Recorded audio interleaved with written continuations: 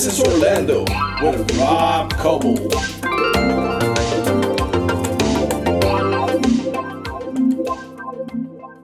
Hey, welcome once again to This is Orlando. I am your host, Rob Coble, and thanks again for joining us. We've been able to come a lot more frequently lately because of the logistics involved, and it's a lot easier to get guests to be able to just do a quick Zoom chat than it is to try and get everybody pulled together in person. Our guest today is somebody that has joined us before, along with some of his colleagues from Falcons Treehouse in Orlando. And we're going to talk today to him a little bit more about his career path and some of the things that he's been up to lately. So please join me in welcoming Jesse James Allen back to the show. Renaissance man, Jesse James Allen. Thank you. I appreciate the opportunity. Yeah, man. No, it's always good. It's always good to catch up with you. You're one of those guys that just is constantly doing stuff, and you've got that creative itch that you just like never can seem to scratch. Yeah. What's going on, man? How's things over at Falcons? I know you guys are all working right now on from remote locations and everything, right? Yeah, it's obviously with the whole virus thing, we had to adapt and come up with a new way of dealing with it. And fortunately, our team has got great infrastructure and we're able to do that pretty much flawlessly. I haven't seen any issues. Productivity just is rocking right along, and right on. Everybody seems happy. So, yeah, that's good, man. I know it's kind of like working in the world of tech. I guess you guys were probably a little more equipped to deal with this kind of thing than maybe some other companies, huh? Yeah, and we've been kind of like progressing up to this point to build the infrastructure to do that, not knowing, of course, that this was going to be the way things unfolded, but it did. And I think we're doing great. Awesome, man. Well, I'm glad to hear. Well, before we jump into talking about you, God, it's been at least a year, maybe a year and a half since we sat down out at Falcons Treehouse with you and a couple of your colleagues there. We had a great conversation talking about some of the work that you guys have been doing in virtual reality, some virtual tours of museums. And I remember one was like a holy site in Israel that you guys did a virtual tour of and everything. What, if anything, are you able to talk about that to update us on what's been happening? So actually, I can't go really in depth on any projects here, but fortunately, Falcons does have its own podcast. It's called Experience Imagination, and we have really in-depth discussions about pretty much every project that we've done, especially in the past year or so. There, and you can find that on Apple Podcasts or wherever you get your podcasts. Awesome. What do they search for? What's the name of the podcast? Sure. It's called Experience Imagination. Okay. Excellent. And we have several episodes dedicated specifically to the projects and kind of everybody who was involved with it, from design all the way to when we open the doors. So yeah. Okay. Very cool. Well, I encourage our listeners to go check out this the Falcons Treehouse podcast, because you guys are just doing some amazing things out there. It's eye-opening not only to see what can be done with technology, but some of the problem solving you guys have to do. God, it's almost kind of weird. I remember you talking about the disposable kind of holders for the goggles and everything, which now seems like, damn, you guys were way ahead of the game there, huh? Oh, yeah. Hygiene has always been super important, especially in big theme park development. And we went after that one pretty fast. And that was like 2 years ago. And yeah, it's like amazing how relevant that is now. Yeah, no kidding, man. Jesse James Allen, Renaissance Man. I believe you've been given that title because not only because of all the creative stuff that you've been involved with, but most recently I've been reading a lot about your involvement in projection mapping. For somebody like me Sure. that has really no clue what all that is, kind of give it to me in layman's terms, will you? Sure. Actually, there's a whole side of me that just does tons of exploratory research with various technologies. And one of the things that has really fascinated me in the kind of advent of mixed reality and all of that kind of stuff is the concept of being able to do augmented reality without any kind of device in front of you. So no headset, no iPad, no nothing. Just be able to see a physical object and have a virtual projection wrapped around it. Nice. Right. So that's like the basic concept. And projection mapping, of course, that's nothing new. That's a technology that's actually been out for a while. It's just right now there's a lot of programs and whatnot that have made that exceptionally, substantially easier to use than in previous years. And ironically, it was something that derived from things that I was studying at work. And I kind of just went down the rabbit hole of like, what is this technology, how to best use it? And what that has turned into is it has allowed me to kind of specialize in this really unique thing. And I've been able to collaborate with a lot of Orlando artists in doing presentations that I've shown at Creative City Projects Immerse, the Snap City Unseen Augmented Reality Festival. I did one with Yalla Ford, and also Fusion Fest with this project we called At Peace, which we projection mapped a physically painted mural. So it would look like a normal painted mural, but the whole thing would come to life and animate and all that. And then one you might have caught about a year ago with muralist Chaya at Orlando Game Space, we brought that entire mural on the side of the wall to life with projection mapping and augmented reality on the phones on top of that. So you have an augmentation of an augmentation. So yeah, that was really cool. I loved seeing that. And for me, my experience with virtual reality has not been the greatest. And I think it's because, I've been told it has to do with frame rates when you have the goggles on, not going fast enough for your brain to be able to process it like you would normally look at something.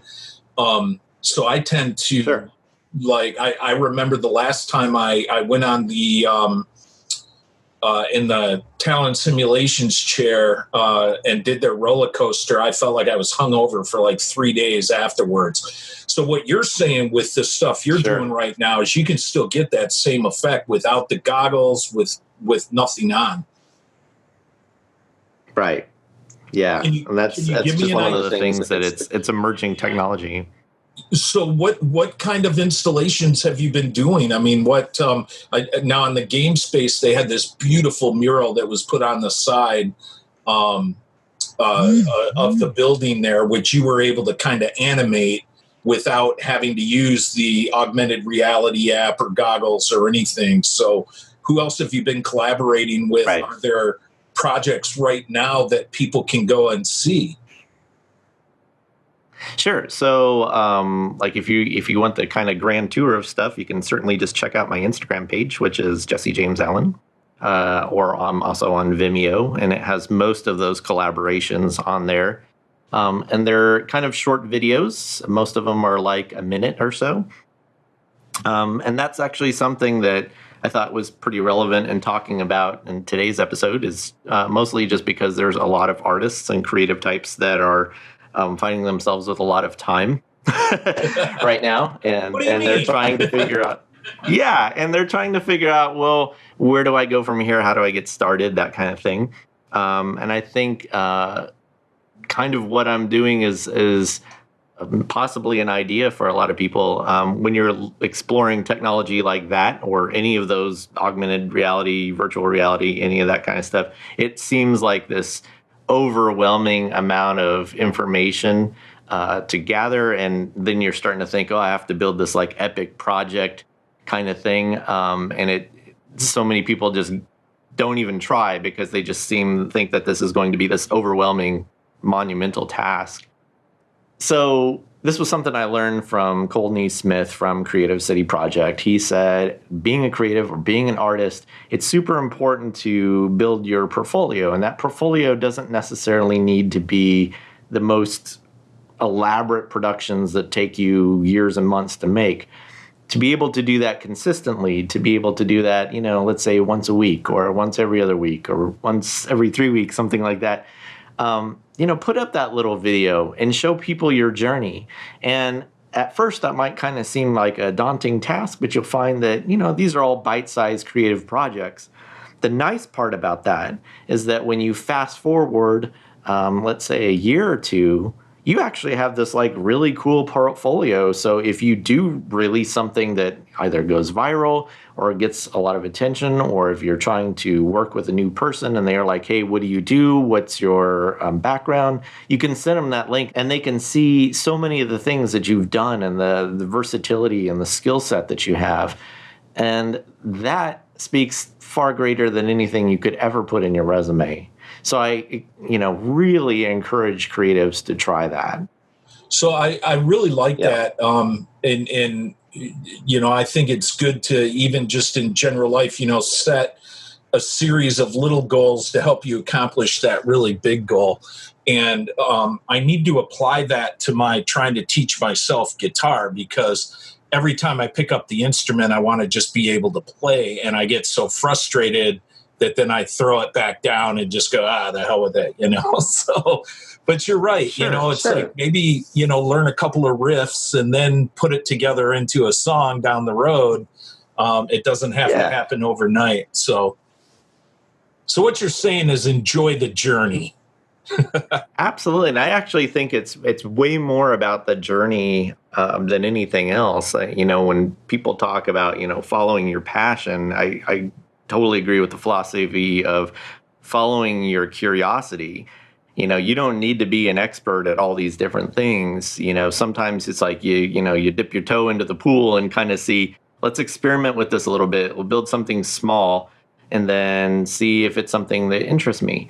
So this concept is not foreign. Matter of fact, Canal over at GameSpace, it says this quite a bit, is, they do things like game jams where a group of, several people come together and try to build a video game over a weekend or something like that.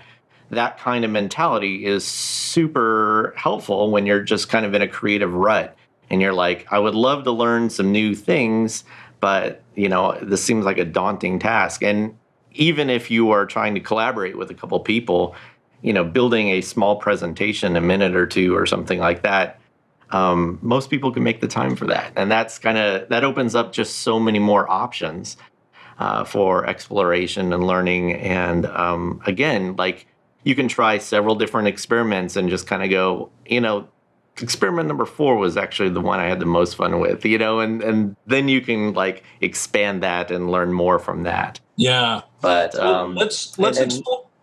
I was going to say, let's explore that a little bit, because you're kind of working in a visual medium right now, and you come kind of out of an audio background. Correct. What steered you that way? Was it just general curiosity? Well, this is kind of hilarious, and the fact that I'm not alone in this as an audio guy. A lot of audio people are super technical, especially if they're on the kind of like post-production, if you're used to MIDI, if you're used to digital audio workstations and a lot of that kind of stuff. I found that so much of that methodology applies to creating visuals, whether this is stuff that's going into like Unity, or if you're using other visual programs, which there's just so many of out there, that a lot of them are MIDI controllable. They can receive open sound control data. They can, a lot of that kind of stuff is accessible. So if you have that background, it's actually super beneficial going to the visual side of things. Also, I find that most audio people kind of have a good sense of cadence.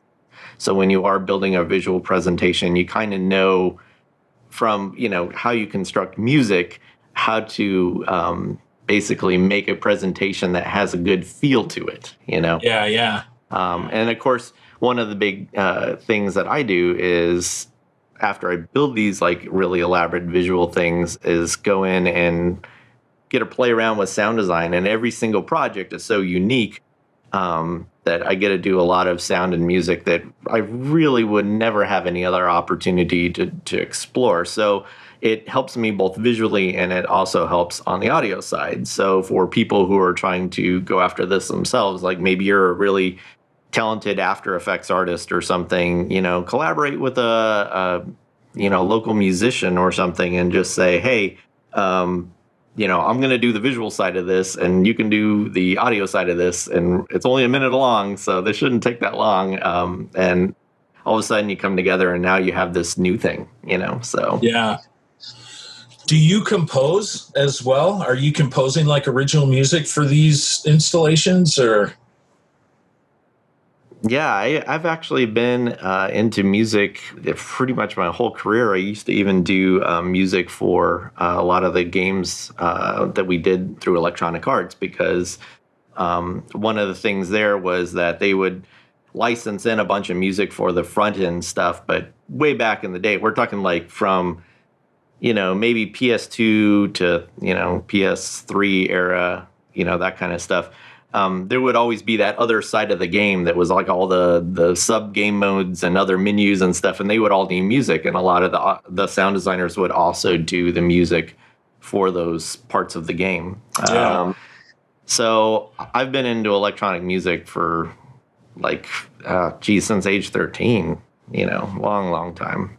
And a lot of what has given me a lot of the technical chops is one of my big interests when I first got into it was programming analog and FM synthesizers, which was always, every one of those things was very cryptic looking and as far as like navigating through how things were laid out and all that. But that kind of also gave me some of the chops to learn how to learn, right? It's like learn how to adapt, right? Nice. So. Well, and we were talking about this the other day. I mean, you don't have a formal educational background, right? No, I did have a pretty rough childhood, and so by the time that I was of college age, fortunately, I had gotten involved with a magnet school at my high school that got me into learning music production and physics and that kind of stuff. And I had really awesome teachers, and those teachers kind of got together and they got me an internship at the Denver Center for the Performing Arts. And that's where I learned how to, record and work with like orchestras and all that kind of stuff.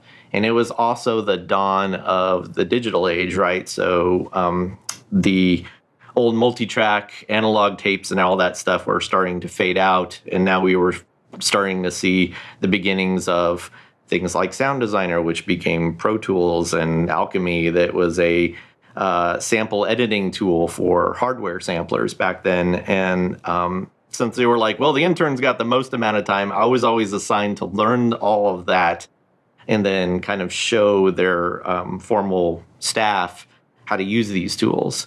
And that really was beneficial because it kind of put me several years ahead of the curve, even what was being taught at the colleges for that kind of stuff, just because, these people were trying to make money with this stuff as fast as possible. And that kind of gave me the edge there. So one of the things I often get is, how did I get into the industry and how did I get, my first job and whatnot? This kind of goes back to what I was saying earlier, and that it was really a curiosity-driven thing. I spent so much time learning how to program synthesizers and collaborating with people that I started collaborating with local DJs on helping them program their dance tracks and music tracks, because this was like the era of electronic music and that kind of stuff that was starting to roll in. One of my very first jobs was through one of my dad's friends. I was an apprentice vinyl record mastering engineer. So not only could I help people put their tracks together, but we could actually cut them on an acetate and take them to a dance club and test them out on a live audience. And that became a pretty cool thing that went over several months. And one of the stories that I recently told at Orlando Story Club was that back in 1996, one of the DJs that I was working with says, "Hey, I got this track from this artist by the name of Joey Cardwell. We have to produce this thing by Friday. We're going over to my friend Thane's house." So I showed up there and we started producing this remix for this track. And, it took us all night to do this thing. When we were done, it just kind of goes out into the world and I just live my life, right? And a couple of weeks later, I run into that DJ at the club and he goes, "You got to see this." He throws down Billboard magazine. That remix had made it to number 33 or 32 on the top 100. And I was like, oh my God. And this was at a time when I was, like many people who are just like out of college or out of high school trying to get a job in the industry. And everybody is like, it's that impossible thing. Like you have your resume and they're like, "Hey, unless something substantial is on this or you have, 50 years experience at everything that's on here, we're not interested in hiring anybody." And that's such a, conundrum. It's so frustrating. But you're like, oh, like, hey, I've got a Billboard top 40 hit, come on. Right. So that's pretty cool. Yeah. So the punchline to this is that like 3 more weeks go by, this thing arrives at number 1 for 2 weeks in a row. And we had only gotten paid like $500 to do this album, and at first it was kind of like,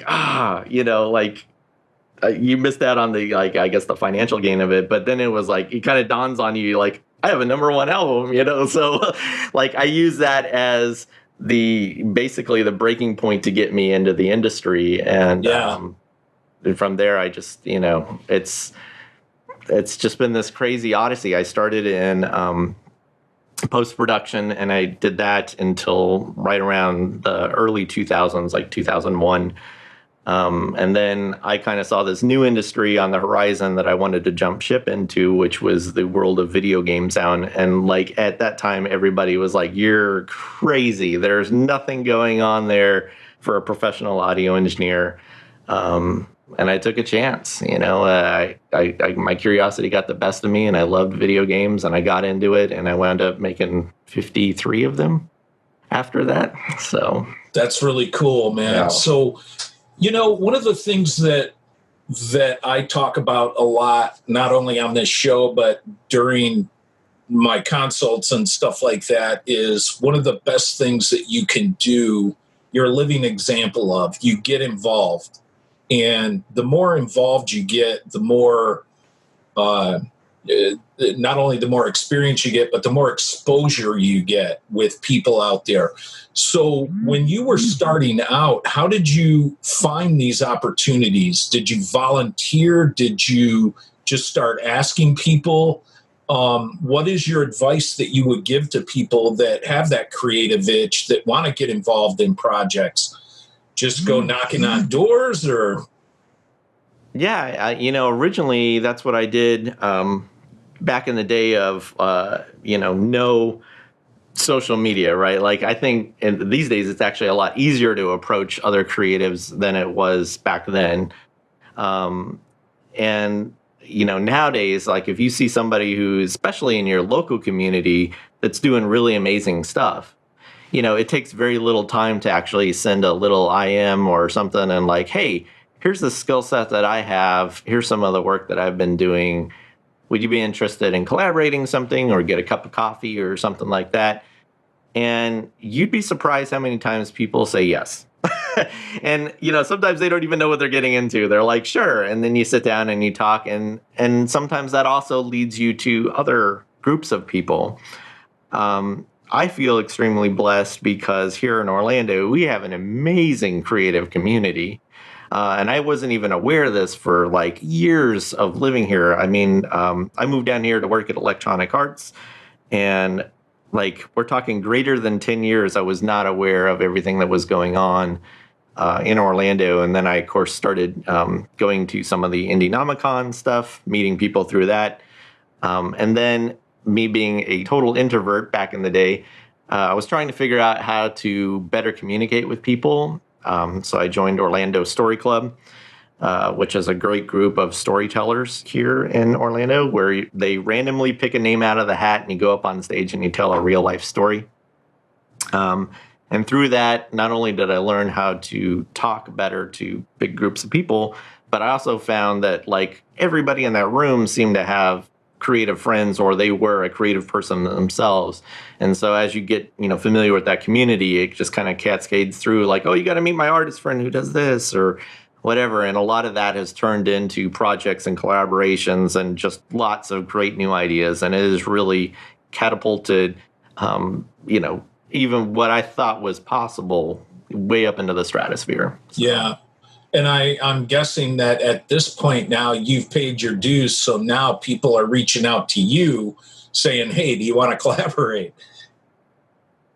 Sure. Yeah. And that's fantastic, and also just sometimes they're just simple questions of like, how do you get started? What software do you use? Is there any online tutorials and that kind of stuff? And just kind of pointing people to links and references and other people that might help them on their own journey.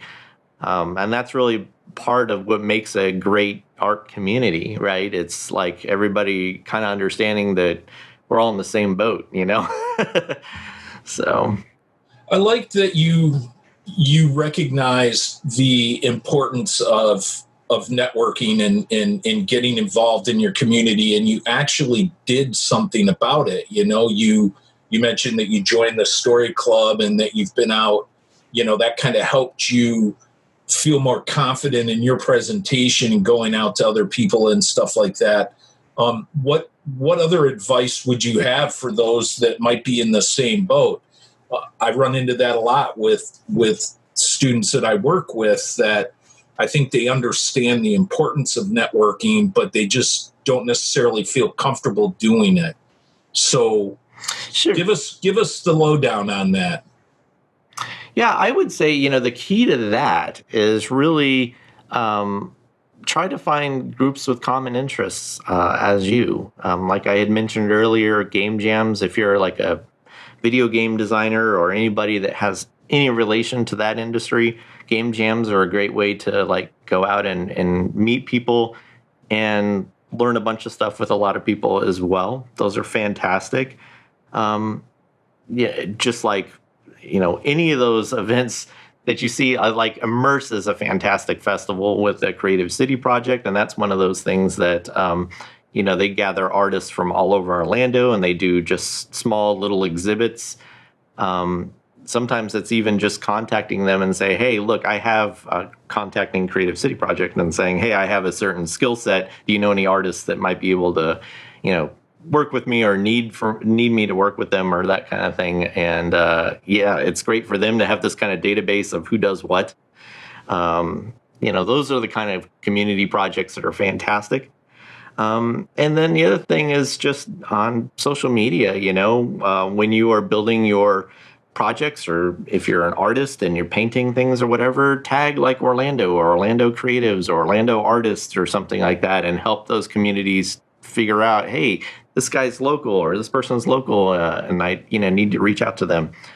So yeah, I know for me I was afraid to ask questions. I always felt that asking questions made me look stupid or ignorant or whatever, and I realize now that it's just the opposite. I love that inquisitive mind. Like when I'm talking to somebody and they're like, well, how can I do this? Or what about this? They're questioning things. And that shows, a curious mind shows to me not only passion, but a creative mind as well. They want to kind of look at it from all these different angles. I think that's really cool. Yeah, and I say the greatest part about exploration is not just finding the answers, but actually finding better questions to ask.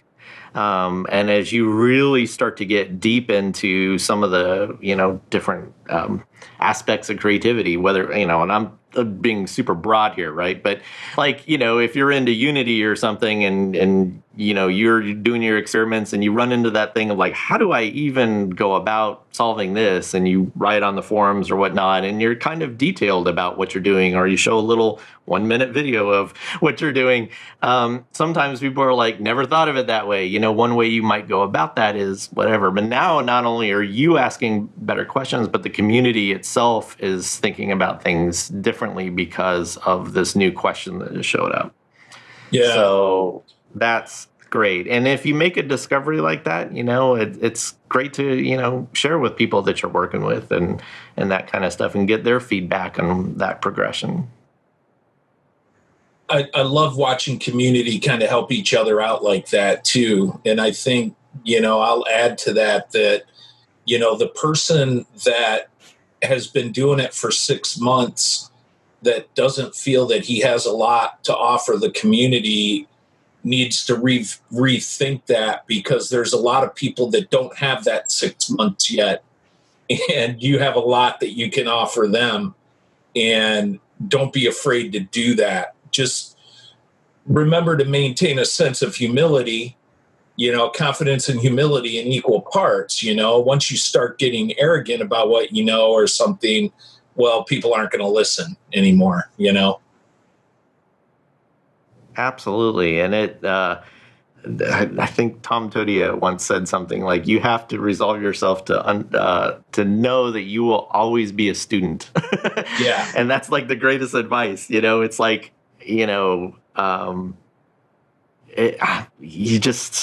that's it. I mean, that's really the line, is just being humble and realizing that you're never going to know it all. One other thing that I kind of add to that is that, yeah, sure. So the one last thing on that is that persistence can often rival talent, right? So if you're somebody that just keeps at it, and you'll fail over and over and over and over again, eventually you'll get it. Yeah. And that's kind of the funny part, is when people see the videos that I put up or something, and they're like, man, he makes it look like there's just nothing to it. He just goes home and whips this thing out, and creates these crazy things. They don't realize that, man, that's taken hours. And oftentimes there has been times where I've brought all the equipment out and totally bombed, like failed on it, but I learned a little extra something, and it's that persistence of, okay, I'm going to try this again Sunday, and I'm going to, try to make this part better or whatever. And just don't give up, just realize that every time you fail, you've learned one extra thing. Yeah. So absolutely, man. And you know what? It would be a really boring existence if we didn't have that opportunity to continue learning. If you Absolutely. find a job that gives you equal parts the ability to contribute and learn, I think you're going to be pretty satisfied with that job. But if it's off kilter and all you're doing is learning and not necessarily contributing, you're not going to have the confidence, and vice versa. You are going to feel like, why am I doing this? Where's the challenge? Absolutely. Yeah, they say it's like, if you find yourself being the smartest one in the room, it's time to find another room. Yeah, absolutely, man. Absolutely. So, yeah. So we're talking with Jesse James Allen, Renaissance man, and getting an idea on what he's been up to. But more than that, we're getting some really great advice on, especially for those in the creative world that are just kind of getting started and getting themselves out there. Jesse, what's next, man? Are there new territories that you're looking into? Are you pretty kind of locked into this projection mapping thing right now, or what's on the horizon, man? Just the amount of technology that is coming at us is crazy. And I find myself exploring a lot of different things. I mean, I spent the past week here working with Adobe Aero, which is their new augmented reality solution. And it's actually a very elegant one. It's codeless, so it's very approachable for people who are just wanting to try it out and see how things go. It's free for all Apple products. Has a really good direct link to Adobe Photoshop, so you can manipulate your assets and that super easy. So I've been trying that out. Been playing around in Tilt Brush a little bit and virtual reality and kind of seeing the kind of things that you can do there. But that's kind of like one of those things like, obviously the outside world's kind of closed off to us right now. It's a good time to start looking at the kind of products or things that you're interested in, because there's a lot of tutorials online. There's a lot of 30-day free trials on softwares that let you experiment with things. So that's fantastic. It's just the discipline of sitting down and kind of like taking that first step and realizing you don't need to have all the answers, right? And a lot of the software that's coming out is still kind of in a beta stage. It's like, as you make your discoveries, you'd be surprised if you actually wrote those companies and said, hey, here's some of the projects I was doing. Here's some of the things I found kind of frustrating. And here's some of the things I really enjoyed about it. You often get letters back and they're like, never thought of that. We're going to put that into our software or whatever. That's a really beneficial thing for everybody involved, right? Yeah, no kidding. You were talking about discipline, and I was actually thinking of this. For somebody like yourself that has so many interests and so many projects going on at any given time, it's got to be hard to get your day job done. How do you discipline yourself, and what advice do you have for the up and comer that has all these things going on, as it pertains to time management and prioritization and all of that? Yep. A lot of my coworkers ask, do you sleep? Yeah. And especially because, I'm a family guy, I'm a much older guy dealing with all the responsibilities your average working class person has to deal with. So, obviously, especially in my job, work is a huge chunk of my life. Spending time with family is a big part of it. So I have to be intelligent and schedule it out. Like I just have to say, okay, I have these 2 nights, I have like 3 or 4 hours open to kind of do whatever I want to do. And then I might have half a day Saturday or a full day Saturday or something like that to wrap it up, Or if I'm doing a bigger project, maybe that's, 2 weeks or 3 weeks or whatever. And literally just go at it like inch at a time, right? Like this night, I'm just going to learn how to do the base programming of this. And then this night, I'm going to try to add in all the assets. And then Saturday is the day I might put the music to it and try to get things animated or whatnot. And like I said, there's several times where I've started down that track and something's failed, or you're just kind of having that creative block or whatever. And I've learned to recognize that frustration and that feeling and just say, okay, like there is no need to do this all the time. Yeah. It's only when, all cylinders are firing. And sometimes it's like, okay, things aren't working out on the creative side of this week. Maybe I'll just sit down and watch some tutorials or interact with the community or something like that, or help other people that who are doing similar things with their problems, because sometimes that spawns new ideas for you or new collaborations, or just helps them in general. And that's fantastic. So, yeah, I think it's got to be tough when you're doing a passion project too, and you get all wrapped up in it and you're kind of like, I got to go to work, but man, I really want to work on this. And I've seen people just totally lose track of it, and their day job suffers, and you can't let that happen. You gotta find that good balance. Nope. Yep, I set the alarm, man. Time to go to bed. Time to wrap it up. And it's just doing it for long enough. You kind of realize that you're only in a race with yourself. So if you're doing a project like that and this is something that's because you're only able to put an hour or two at a time at it, it might take you a month. That's okay. Like it's not like when you're at work and there's a 5 o'clock deadline on Thursday night for a client or something like that. I mean, you've got all the time you need really to explore these things, and it doesn't even have to result in an end thing. Sometimes I do an experiment like, well, that was cool, and nothing ever was produced out of it, but it's just knowledge that you have, you know, and that's fine too. And don't beat yourself up for that. I think one of the things that I see a lot is that people are so transfixed with like getting stuff out onto social media for, acknowledgement or something like that, they kind of, sacrifice everything else in life just to meet that demand. Like, you're not a full-time YouTuber. You don't need to worry about hitting a daily or biweekly mark or whatever. Go spend time with your kid, like be a human, right? Like, it's okay to sit down and watch movies for a week. Like, don't freak out.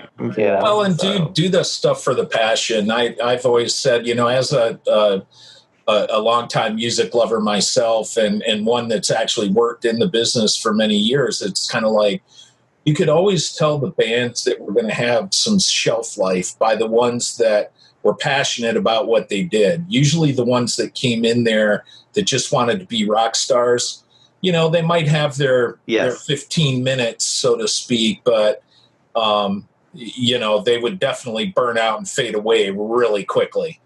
And you talk about it now, and maybe people are like, oh, yeah, I kind of remember them. But, the ones that were marching to their own drummers and doing it because of the love for what they were doing, they're the ones that stick around for a little bit. Oh, yeah. Yeah, absolutely. Yeah. So, well, man, I want to be respectful of your time, too, because I know you're cutting in on your lunch hour here, man. Are there any last kind of words of wisdom that you would like to leave for for our listeners, and I'm specifically thinking about the ones that might be new to Orlando, or new to the whole idea of networking and getting out there? You've been in Orlando for quite some time now, right? Yeah, I've been here since 2001. So dude, you're native now, man. But really, it's been like the last 4 years that I've really engaged with the community fully. So to answer your question, those who are just coming to Orlando, I've always kind of considered this the Magic City. Man, there's some really amazing people that I've run into, and I don't even kid myself. I'm not even close to like the smartest one or the most creative one or anything. I can name off a pretty good list of people that just completely bury me as far as like overall skill and talent. But, those are the people that you need to seek out and talk with and get ideas from. And they're different for whatever your skill set is, whether you're a painter or a dancer or a coder or whatever the situation is. There is a community here in Orlando that has an amazing group of people that'll help you get to wherever it is that you want to go. So that's like great news right out of the gate, right? Yeah, absolutely.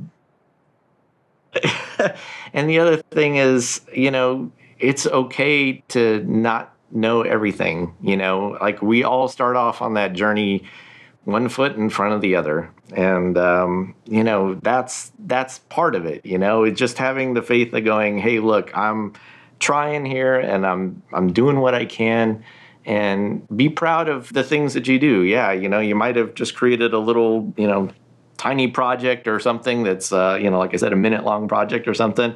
That's a step, That's one step more than most people will ever take, right? Like, just be proud of that and build on that.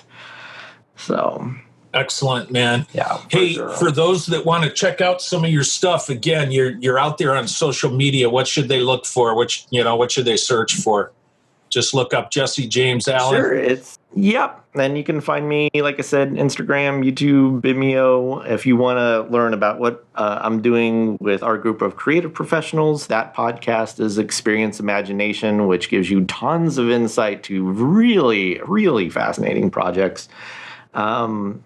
But yeah, and of course, like on any of those platforms, if you are a creative or an artist yourself, especially here in Orlando, and you just want a buddy, reach out. I'm happy to, answer questions if I, know anything about whatever it is that you're asking for, or I probably know somebody that knows somebody, that does. So that's what community is trying to the web of help each other get to where we all want to go.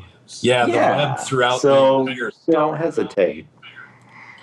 Well, man, I really appreciate you coming on. Thanks for all you do for our community here. Not only the evangelizing, but the contributions and everything. You're a good mentor and somebody that we're certainly happy and proud to have you as part of our community here. So thank you again for coming on, Jesse. For those of you that are listening here, if you go to the show notes on my website, robcoble.org, I will put some links to some articles and to some of the social media platforms that you can find Jesse on if you're interested in following him. Or you can be not lazy and just look it up, Jesse being Talon. So thanks for coming on, everybody. I want to thank Carlos, as usual, for all of your help in helping us to put this together. Thank the awesomeness of Zoom for allowing us to do these podcasts while we're all locked down in our houses here and everything. Thank you guys for listening. If I can be of help to anybody for any reason, you can find me at rwcoble, COBLE, at gmail.com, or you can find me through the website at robcoble.org. Thanks, everybody, for listening, and I'm looking forward to talking to you guys again real soon. Be safe out there, and I will see you guys soon.